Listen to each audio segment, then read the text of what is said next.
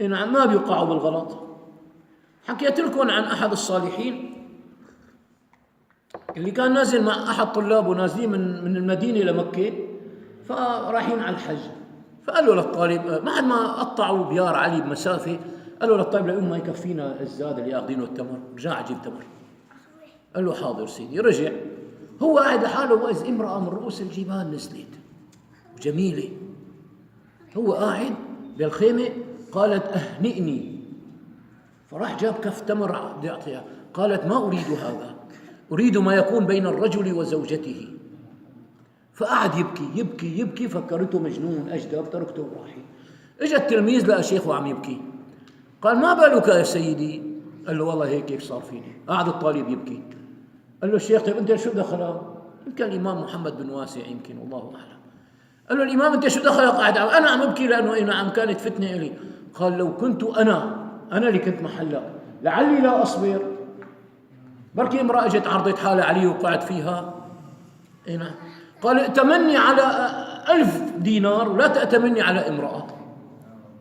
فلما راحوا على الحج وصلوا وطافوا طواف القدوم حول الكعبة وناموا، فالإمام شاف بنومه نعم سيدنا يوسف عليه السلام، شاف شاب جميل جدا، فسأله قال له قال من أنت؟ قال يوسف. قال يوسف صاحب زليخة؟ قال نعم. قال إن قصتك مع زليخة عجيبة، يعني كل الإغراء اللي أغرتك إياه وما وقعت أنت. قال بل قصتك أنت أعجب، أنا نبي ما بتحسن علي لا زليخة ولا غيرها، أما أنت مالك نبي.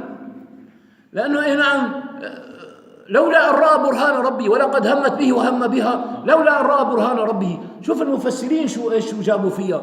بعض المفسرين قال بأنه نعم شاف سيدنا يعقوب بالحيط، شاف صورته عم يعض على أصبعته، عم يعمل سيدنا يعقوب انه وين رايح انت؟ شلون عم تغريك؟ نعم اطلع لبرا، امشي اطلع من القصر هذا، عم يعض على اصبعته. نعم. وبعضهم قال بانه سيدنا يعقوب ضربه بصدره بوكس لسيدنا يوسف، قال فخرجت الشهوه من رؤوس اصابعه لسيدنا يوسف. يعني مو امر سهل، هوى متبع. يعني هلا نحن نعم هلا بيقول لك القفل اخترعوه للامين مو للحرامي. حرامي بيكسر القفل، حرامي يوم بيلاقي محل في عليه قفل بيكسره، اما الامين يوم بيلاقي قفل ما عاد يمد ايده. فلما اخترعوا القفوله اخترعوها للامناء مو للحراميه، مشان الامين وما توسوس له نفسه. يوم بده يلاقي مال داشر نعم كتسه مصاري محطوطه على الطاوله ما في حدا، بجوز تحدثه نفسه انه خذ لك رزمه بيناته وحطها بجيبتك، والله غفور رحيم، انت بحاجه، انت محتاج. هذا الزلمه معه هالمصاري